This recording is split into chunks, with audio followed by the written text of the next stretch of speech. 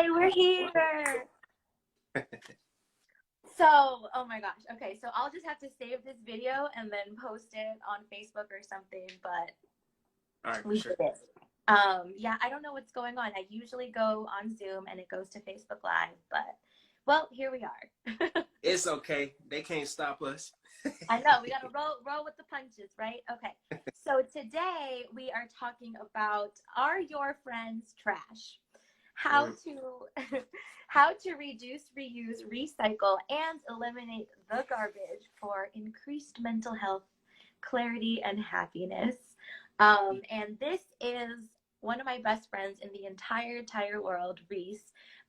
We've known each other now 8 years. 8 years now. Yeah, and when we met, it was definitely just like a soul recognition. And I know God had our backs when he had us meet each other, because the Absolutely. way we met and just the synchronicity of it, like how do people even meet that way? And you've definitely just become like one of my best friends over time. So thanks for playing with me. I've Absolutely. never done one of these conversations on Instagram Live, so just to kind of tell you what this is a series of self-love and quarantine conversations that I've been having on Facebook Live, where I have these deep, elevated conversations with friends of mine, fellow professionals of in my circle, and we just talk about things that are important, like sex, money, relationships, dating, friendship, spirituality, all of these things. And so I've been doing that on Facebook Live for like the last almost the entire time we've been in quarantine. And we had to kind of hop over here to Instagram because Facebook was not being our friend. Um, but we roll with the punches. So That's thank you it. for being here, Reece. Absolutely. Glad to be here. I know we have so many like conversations that we're always like, man, we should record this. It's just, we have some really good ones. And the topic that we're going to talk about today actually is one of the topics that we've had so many conversations about. Um, Countless. it, yes, endless. And it's really, I think it's important for people, ourselves included, because I think we get stuck in this thing of like being nice and being liked, and we just accumulate all these friends, and we just accumulate this circle of people that aren't necessarily right for us. And when we do that, we just have a lot of like excess baggage and toxicity and just drama and just a lot of not mentally healthy and emotionally healthy situations. And I've struggled with this a lot in my life, and I know you have as well. Mm. um, so yeah, why is this topic important to you? Why were you excited to talk about this today? I mean, I'll just keep it short and sweet. Mental health, or just it, whoever you surround yourself with is reflecting on who you are, and just kind of how you think, how you operate, things of that nature. And so whenever I feel like I'm stuck, I have to reevaluate who I'm surrounding myself with, who's speaking to me, whose energy I'm absorbing. And I mean, people don't really give it that much credibility, but I mean, just as simple as the people that you surround yourself with, that energy, Mhm. it does seep in. And so you just got to be very cautious of who you surround yourself with. Absolutely. And the thing that I always keep referencing is I had a conversation with Jocelyn Jackson Williams. Hey, Jocelyn, um, about grief. And she always reminds me the emotions take up real estate. And I also would want to add to that, our relationships take up real estate in our Mm. body, in our minds, and in our hearts. And so if we're not feeding ourselves and nourishing ourselves with the right relationships, the right people, whether romantic or friendship or otherwise, then we're doing a disservice to our mental and emotional and spiritual health. And Absolutely. yeah, I love how you said that, like, we always have to keep thinking about who we're surrounding ourselves with. Yeah, and it's not just intimate relationships. It really does go down to, you know, as crazy as it might sound, but it really starts with your friend base. You know, we can't necessarily choose our family, but we can definitely choose our friends. And you know, sometimes family does kind of play a part in it. So I'm really excited to talk about this tool that we're Yes. gonna go today, just as far as like how to protect your energy, even amongst family, but even more specifically around friends and intimate relationships as well. So, yeah. Yeah, so just like we'll just dive right into it because, and I'll to contextualize it. Those of you watching, some of you know this, some of you don't if you're new to my work, but a large part of the work that I do is I teach people how to really master their self-love, how to love themselves on deeper and deeper levels and make self-care a priority. And part of making that self-care a priority is having healthy boundaries and choosing the right people to surround yourself with. So exactly what we're talking about is a big part of the work that I teach and a big part of the work that I do with my clients. And the reason why I'm excited about this tool, and it's not our tool, we're going to tell you whose tool it is, but is I already have been doing this work with my clients for years, but then learning this tool, it just broke it down into such a simple modality, I guess, if you will. And like, I just remember it. And I watched the videos about it over and over again just to remind myself. And it's basically a tool that allows us to place people into categories. And you know, so those of you that know me know that I don't like to put people in boxes because people are more than the boxes that we put them in. However, when it comes to our circle, whether it's our intimate relationships or our friendships, these boxes are really, really helpful. These groups are really, really Yes. helpful. So, so let's just get into it. So Reece, you actually introduced it to me. You sent me a video, and it's a video, Yeah. and there's tons of videos on this. So even if you just go on YouTube, Bishop T.D. Jakes is, you know, he's all over YouTube. But if you search for Bishop T.D. Jakes, you know, the 3 types of friends, you can find it.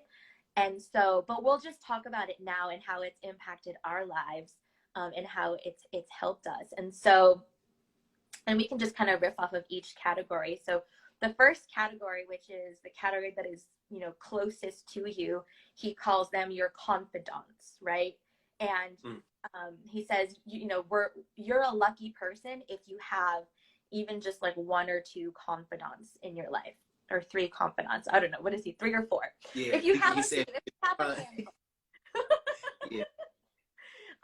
And what confidants are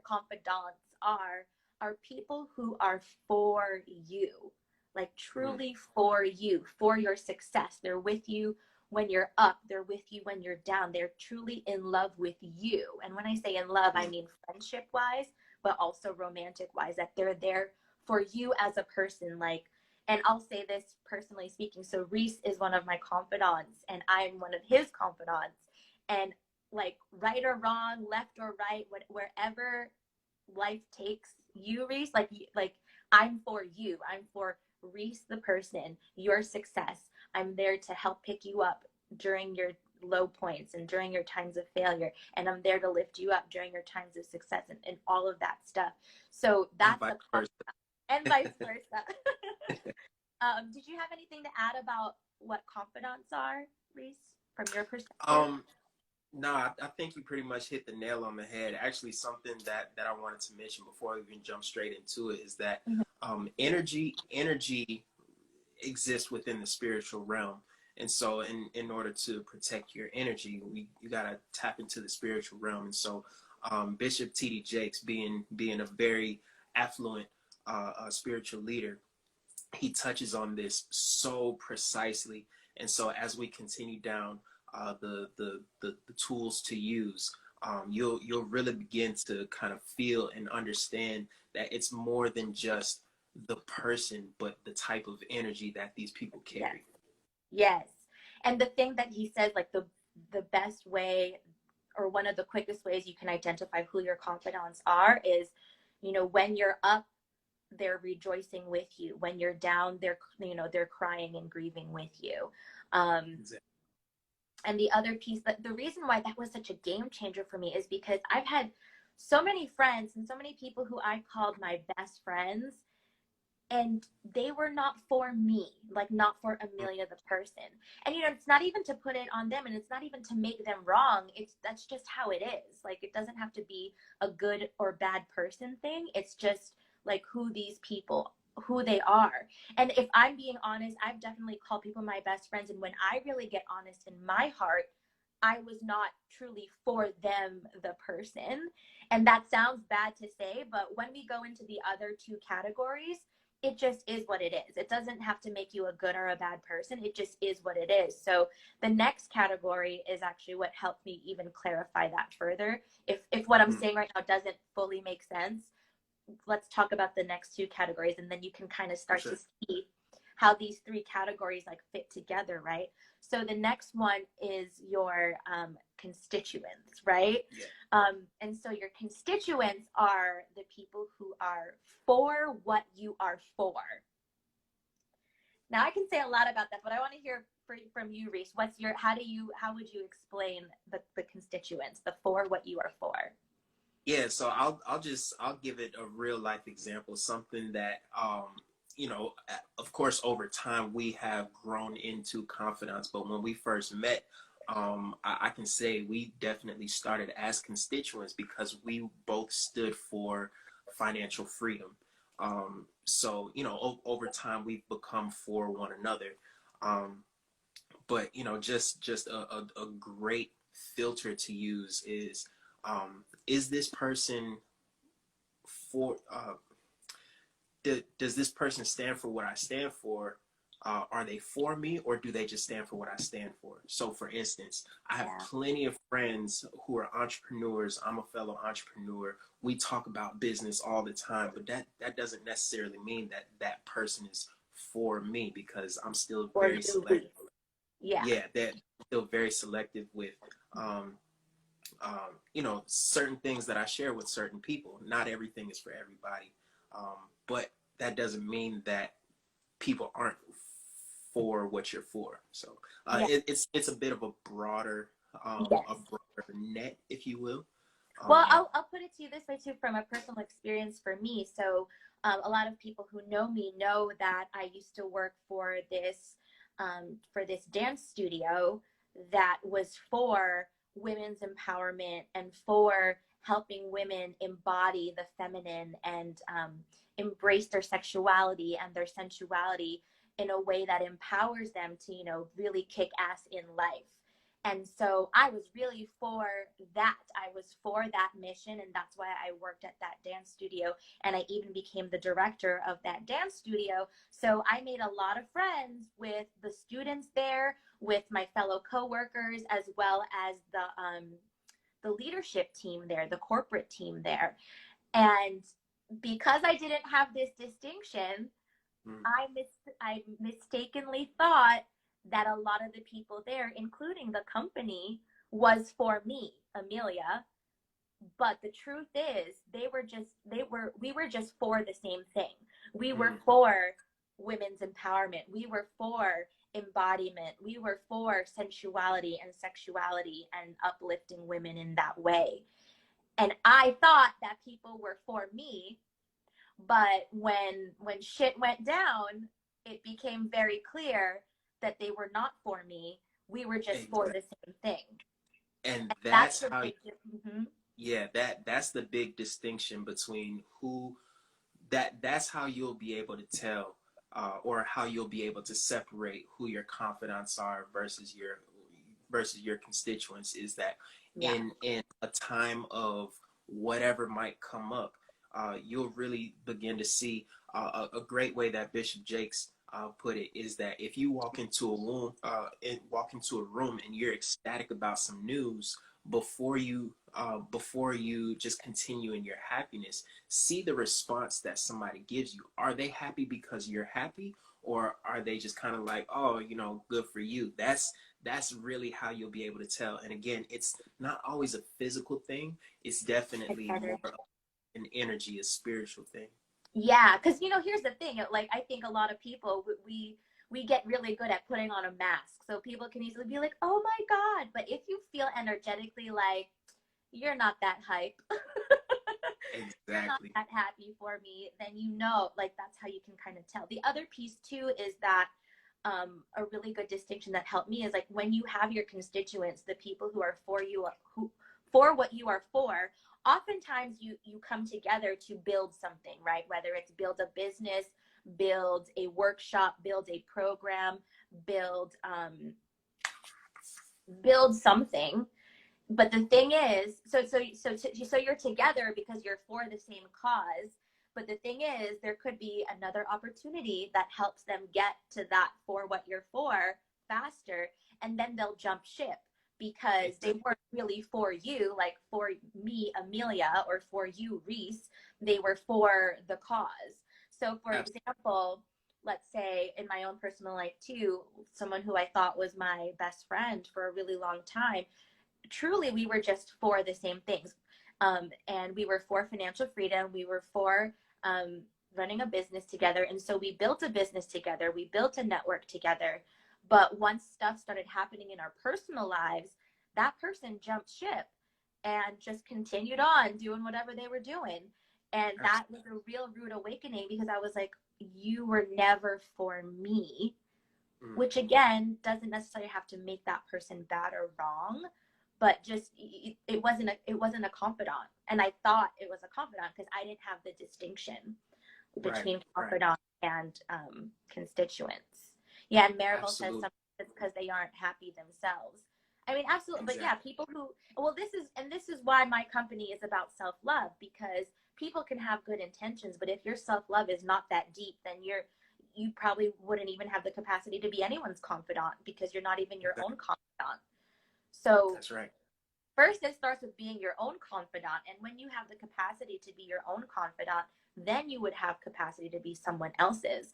But if you're so unhappy that there's no one that you could be for, I mean, that's an entirely different thing to look at. That's a big self-love piece to look at, for sure. Yeah. Absolutely. And one other thing that I wanted to talk about as it relates to constituent, and especially in the realm of relationships, and the best way you can determine who's a constituent in the realm of an intimate relationship is if you know you get into an argument, or you know you go through a breakup or whatever, and you find that person is with somebody who is still for the same things you're for, they were never for you, they were just for what you were for. Absolutely. And any kind of breakup, I know you're talking about an intimate relationship, but also in a business relationship, in a co-working relationship. I mean, these categories, you can put your friends into these categories, you can put your co-workers into these categories, you can put your past lovers into these categories, your current lovers. Like, you can categorize everyone. So let's go into the third one, and then we can just continue a conversation once everyone kind of knows all three, because you can start to see like where people fit in, right? So the third one are your comrades. And your comrades, it's going to sound a little bit similar to constituents, but it's different because it's a different energy, like you said, Reece. But your comrades are people who are against what you are against. And it is kind of similar to for what you are for, right? But there's a little bit of a different energy. Like against what you are against, like you might come together to fight a common foe. Or it's kind of like in every superhero movie or whatever, where it's like the enemy of my enemy is my friend. So it's like that, like you're both against the same thing, but it's definitely even further removed from like who you are as a person, right? Because it's it's further removed from for what you are for, because it's like you might just come together for an even more brief time to like fight a common enemy. But then once the enemy is vanquished, whatever that enemy is, I mean, that's it. That's all there is to it. What do you have to add to that, Reece? Yeah, no, I think you definitely hit the nail on the head. It's definitely so a comrade is not obviously somebody who is not for you. A comrade is also somebody who is not necessarily for what you're for, but there's somebody who is against what you're against. So if I mean, fill in the blank. If you're against something, you can find some sort of commonality with a comrade if they share this a similar sentiment as you. However, if you start to get into more specifics, like, oh well, this is what I believe in, they might not necessarily believe in the same things. They just believe that, I don't support the same thing you don't support. So Yeah. I actually have a personal example with that too, and it's with a company that I worked with before the dance studio. Well, not right before, because if I say right before, some people will think I'm talking about something else. And no, I'm not talking about that. I'm talking about a little bit before that. Another company where we were all against the same thing. We were against the malpractice of the miseducation of today's youth. Because we believed that, or I still believe that the youth of today, college students, middle school, elementary school, whatever, I believe that the education system today, the traditional one, does a disservice to young people by not teaching them appropriately about money and finances, about intimate relationships, about sex and sexuality. I feel that there's a huge hole in the education system to teach young people about these important things. And so in that way, me and this company, we were against the malpractice that occurs in education. right. But we weren't, and over time, I realized we weren't actually for what each other was for either, because then when I would speak about things like about racism or sexism, they kind of got it, but they weren't really for women's rights or social justice in the way that I was for women's rights and social justice. I think they were for it, and this is just my opinion, but I think they were for it from an intellectual kind of like, oh yeah, that's a nice idea aspect, but like to be for it from like the heart and soul, the way I am for it, it was not. So I feel like with that company, it was like Comrades. Then with the dance studio, it was Constituents. And I absolutely found confidants in both companies. So I guess kind of taking it even further, I'll just share my personal experience so that those of you watching can kind of relate. So this is the context of even coworkers, right? This is the context of work. So this isn't even really friendship or intimate relationships. But in one company, I could easily say, okay, confidant, constituent, comrade, right? So like the leaders of, let's just take the dance studio. The leaders of the dance studio were more like comrades because we were against the same thing. We were against sexism and misogyny. We were against like women being mistreated simply for being a woman. We were against women feeling weighed down and not liberated in the way that we knew that they could be. And so they were very far removed from me, Amelia, as the person. Now, because I didn't have this distinction, or when we don't have this distinction, we can think that our comrades and our constituents are our confidants, and they are not. And that would be a big mistake. But I was treating the corporation as if they were my confidants, and I was treating some of my fellow coworkers and the students at that dance studio as if they were my confidants. I was telling them confidential things. I was sharing myself with them. I was expecting them to behave as my confidants, meaning expecting them to behave as if they were for me. Right. But I feel like that is not the case. And again, it doesn't have to make them bad people, even though my mind and my hurt feelings want to make them bad people. But at the end of the day, it doesn't have to make them bad people. That's just their place in my life. Exactly. Yeah. Exactly. Yeah. Something that I kind of grew up, something that my mother taught me actually growing up, is that relationships are like trees, and it's so relevant to the topic that we're talking about now. And what I mean by that is that you have different parts of the tree, right? You have your trunk. Those are what I would consider your confidants. Those are the people who are for you. They're there to stick through thick and thin, forever and ever. And to grow roots. Yes, exactly. Mm-hmm. Absolutely. Then you have your branches. Now, your branches are very similar to your constituents. These are people who are who are for what you're for. You know, so they want to see the flourishing um, of I'm trying to stick onto this analogy, but they help with the growth of making the tree into what it is. And then you have your leaves, and your leaves are seasonal; they come and go. And so your comrades are very much like leaves. Your constituents are very much like branches. And so, you know, something that I like to say is that whenever a bad storm comes through, you really Ooh. see who's for you and who's not. Because when a bad storm comes through and those branches break, it hurts like hell. And the leaves Because fall you off. Mm-hmm. exactly, because you think that they were one thing, but when a storm comes through, you really find out who that person is.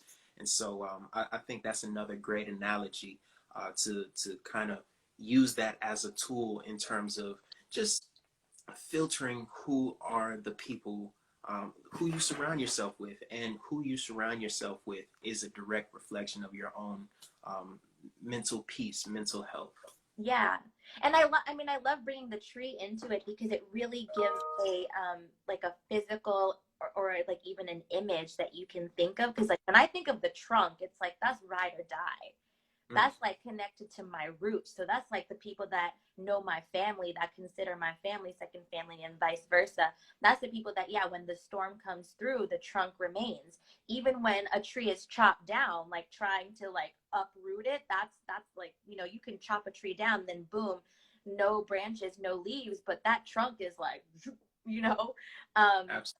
and then when I think about branches can easily be broken off by like the next best thing, right? And then the leaves, yeah, seasonal, they really come and go, and they're really not meant to last forever.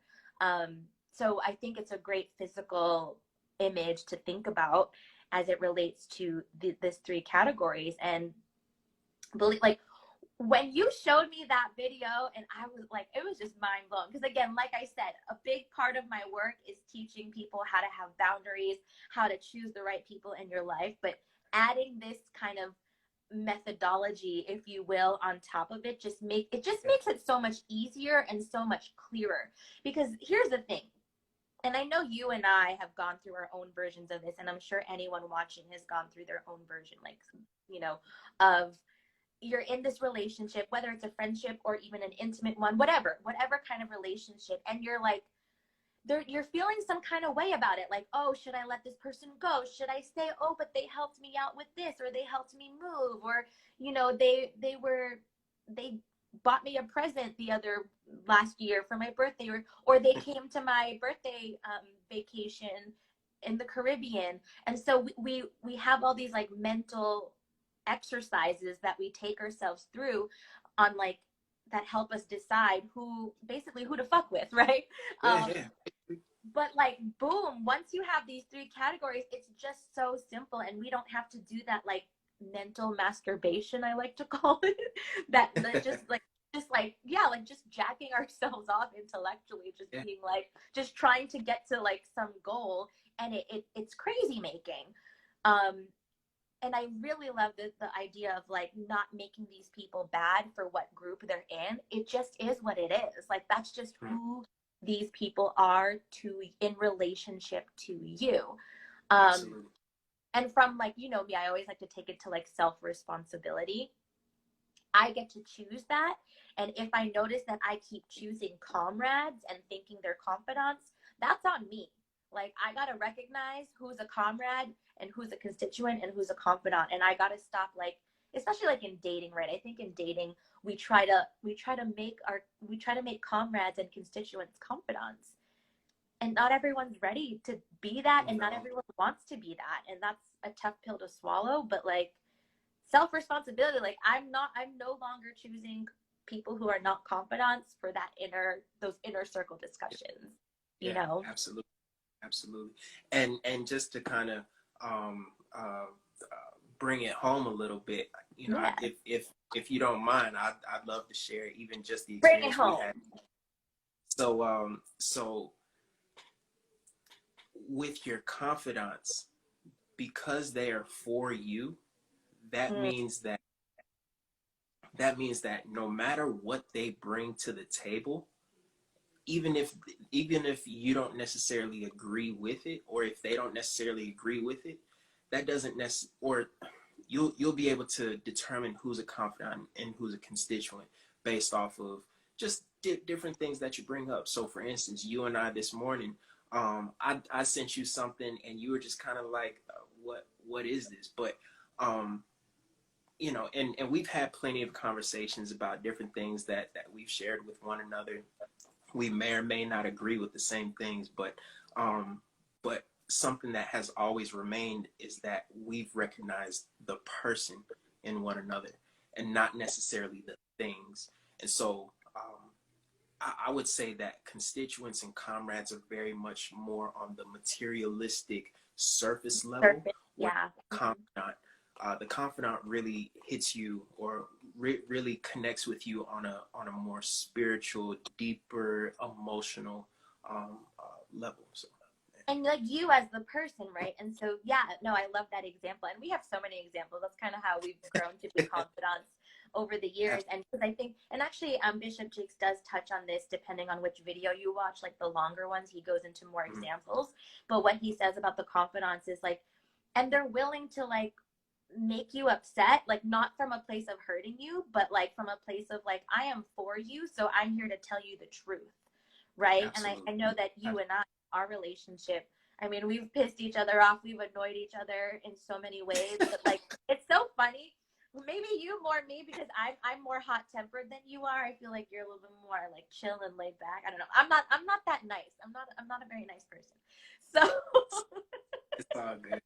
Still love there. so no, but like I think it's like I'm okay telling you certain things, and like I'm also okay with you not agreeing with them, but like because I'm clear that when I tell you things, especially if it's about our relationship, like things that aren't working about our friendship, or like ways that you're doing things or ways that I'm doing things and it's just like not working, I'm clear that whatever I'm communicating, it's from a place of love, and because I am for you and I am for this relationship between us, because I'm for us as people.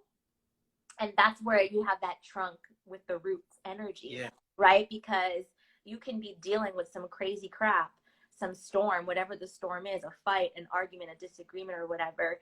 But the trunk is like, no, but I got you because I'm here for the long haul. Like, this is the relationship. Whereas a branch might just be like, well, something didn't work, so I'm gonna go find a different trunk. Or I mean, obviously real trees don't do that, but we're sticking with the image that we've got here. Yeah. And I think, and that's the piece. And I think for me, a big part of my self-love and learning has been that, like, I show up as a confidant. I'll say I show up as a confidant by default. I think that is one of the gifts that I have, and I am truly like for people. I'm truly for people. Like, if you're in my circle, whether you're in the outer circle or in the inner circle, on some level I am truly like for you. And so the big part of my self-love and boundaries piece is I have to learn that not everyone's going to reciprocate that to me, and that's okay. But like, I don't have to invest so much of my soul into people who are only my constituents or who are only my comrades. I'm going to invest my soul into my confidants and vice versa, and even with new friends, I'll have to say, because a lot of you watching this know, like I've been traveling before COVID and all that, but I've been traveling and I met some people who have only been in my life for like 2 months now, or like a little over 2 months. And I can say, like, there's 2 of them that I consider my confidants, and it's pretty incredible. So it's not even about, because I know, Reece, you and I, we were saying we became confidants over time, but sometimes it can be something like right away. Because with these people, it's like, yeah, like I can truly feel that we are for each other. Like, when we're happy, we're happy. When we're sad, when one's sad, everyone is sad. And it's like, I truly feel that love. Like, I am for this person, like regardless of what it is. Because also in these relationships, some of the things we are for the same things, some of the things we're against the same things, but then we also have different different things. And that's the cool thing about confidants, is because you can even not be for the same things and not be against the same things, but like you're for each other. And that's like, Absolutely. that's your ride or die. Absolutely. Yeah, absolutely. Absolutely. One thing I was going to mention is that, just as equally as it's a filter to kind of determine who to keep around you, specifically when it comes to confidants. And you made a great point to this just a little bit ago. It's not always somebody who's just going to cheer you on. A confidant is going to be somebody who tells you the truth. And sometimes the truth hurts, but it's because they do it out of love, because they are for you and they want to see you grow. Yeah. And so don't confuse, somebody holding you to a standard of truth as somebody, don't Who's confuse against you. Or, right. Exactly. Don't confuse somebody who's a confidant with a comrade just because they say something you don't like. You have to be receptive to understand that they're not speaking from a point of, oh, I'm against what you're against, or I'm for what you're for, but rather I'm for you, and so I'm speaking into you because I'm for you. And so just from a receiving, from the receiving end, you gotta know how to filter through that, decipher through that, and really hear the heart or hear the spirit of what somebody is saying to you, to really determine where they lie. Again, it's an energetic thing. It's a spiritual, not just surface level. Yes. And it's funny because I'm thinking of, like, you can really do this in any, like, this is a game changer tool. So like, rewatch this video, take notes. This is a game changer. Because I think about any kind of group that you join, there's always going to be the people that you vibe with, right? And I feel like we're so quick to put them into like best friend category or confidant category, or we expect people to be confidants when, let's say let's say I'm into theater, and so I join like this theater club. And so, yes, there's people that I vibe with right away. There's people that I don't, and they become kind of like my best friends. But it would be a mistake to assume that they were confidant level if that's not if that's not the case, right? Because exactly, at a bare minimum, if you're like in this theater group, let's just say, at a bare minimum, you're all constituents at a bare minimum, because you're all for, theater, or you're all for art, or you're all, whatever group it is. So at a bare minimum, you're all for that. And in some cases, you might be against the same thing, like especially if you're joining a group like a social justice advocacy group. It could be that you're all comrades because you're all against, the white supremacist patriarchy or whatever. But that doesn't mean those people are for you. And that's why it's such a game changer, because it's like these three categories. Again, I'm never one to like to put people in boxes and stuff like that, but these are boxes I'll put people in because, and these are important boxes to put people in. And again, it sounds a certain type of way when you say, oh, I'm putting people in these boxes. But again, it's to protect your own personal energy, your own personal peace, because how you think, how you interact with people is a direct reflection on who are your confidants, who are your constituents, who are your comrades. And you just got to know how to protect your own energy with this tool. Yeah. So Maribel's asking, how can you tell that they aren't? It takes time to know. Do you test it out? So I'd love to hear what you would say, Reece. But what I would say to that is, really, if you have a foundation, this is how I see it. Because again, always back to self-love. I believe that if you have a foundation of being the baddest, bestest confidant to yourself, then there wouldn't be so much of a worry as to whether someone else is going to be a good enough confidant. Because like if I got me, here's the thing, when I trust me, then I'll be able to tell more easily who's a confidant, who's a constituent, and who's a comrade. And like you keep saying it, Reece, like that energetic, that spiritual, that kind of energy level. Because I think, and I'm not sure exactly where this question is coming from, Maribel, but I think there's this perception, or sometimes we go into situations where we don't know if we can trust people. So I'm thinking that's where that question's coming from, of like, because look, yeah, there are shady people out there. There are people that are going to sell you a dream. There are people that are going to be like, you're my best friend, you're my ride or die, oh my god. But then the minute something goes down, then they're out.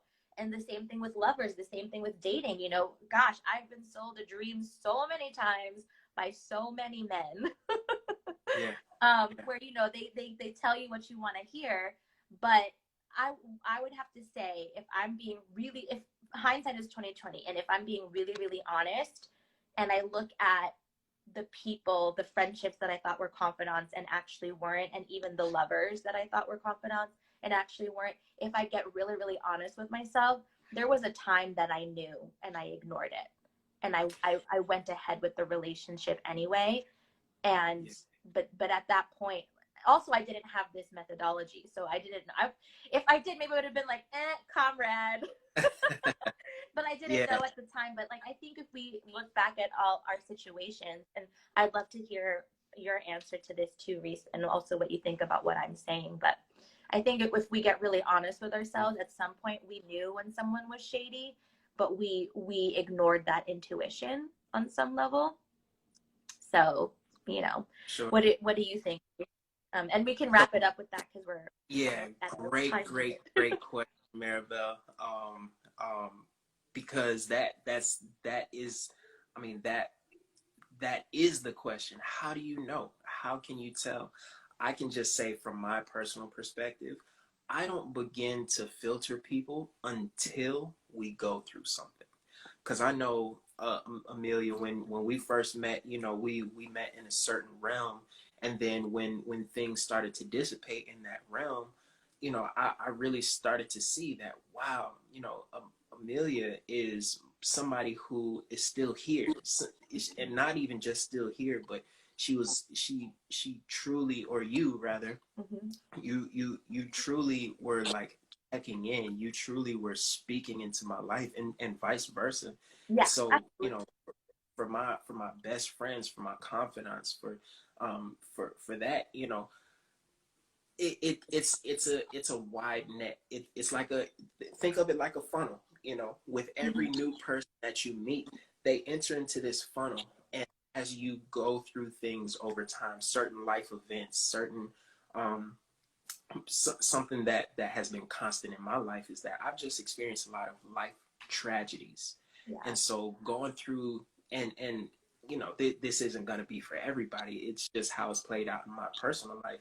Every tragedy that I go through, I really see who's continuing to speak into my, not that I'm searching for it, not that, because people have their own lives, you know. Yeah. Just because somebody is not speaking into your life doesn't mean that they're for you, or Yeah. that doesn't mean that they're not for you. They just might be going through something. But um just over time, it's an energy thing, Yeah, you know. people show who they are over time.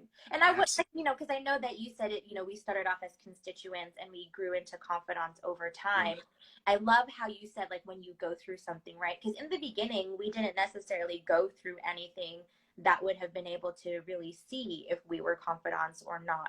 But as we were going through things, and I love how you said it, yeah, like over time, like you were just always there and we were just always there. We were always checking in with each other. And like for me, I started to feel and see like, oh my gosh, like I really care about this person because I consistently want them to be in my life. And so obviously without the modality at the time, but now that I see it, I was like, I was choosing you to be a confidant, and I was also Yeah. choosing to be a confidant in you. And you easily could have not reciprocated and we would not be having this conversation right now. And I think that's it right there, is Yeah. that it, at a certain point you just choose. Yes. You choose the position that you have or somebody else has in your life. Yes. It's got to be a mutual thing. And that's the piece too. And so I think even back to Maribel's question, and I love what the lovely KGB said. We ignore. KG, what up? What up? What Oh, up? I was like, I don't know who that is. Okay, Yeah, hey that's KG. a great friend of We mine. ignore our gut feelings for our interests. Absolutely. And yes, it's a two-way street, and it's a choice. And I do this all the time too in my dating and relationships coaching. Is like, choosing to be with someone is just that, a choice. Like, you choose to be with them and they choose to be with you.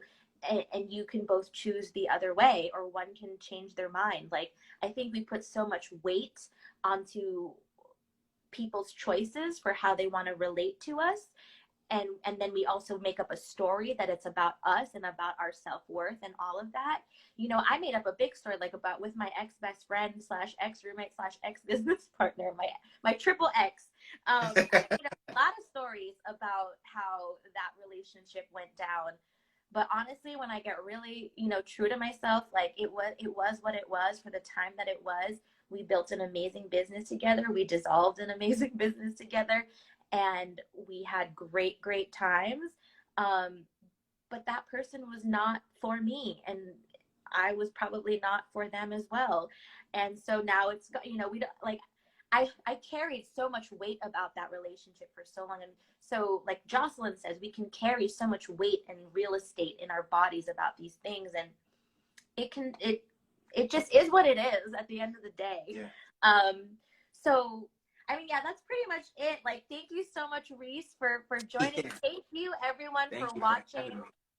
and sticking through the technical difficulties. I will post this on Facebook. I'll make an announcement on Facebook saying, like, my bad. I don't know what's up with my Zoom into Facebook, but I need to figure it out quickly because I have a lot more lives coming up. But thank you so much for being here. It's so much fun to talk to you. We need to do this again. Yeah, definitely got to do this again. This was awesome. All right, and thanks, Maribel. Thanks, KG. Thanks, Junior. Thanks, all these people that joined. Oh my gosh, so many people. Jagger, everyone. Oh my gosh. Anyway, but see you next time. Hopefully on Facebook Live, because this is, or I don't know. But until next time, thanks, y'all. Bye. Peace.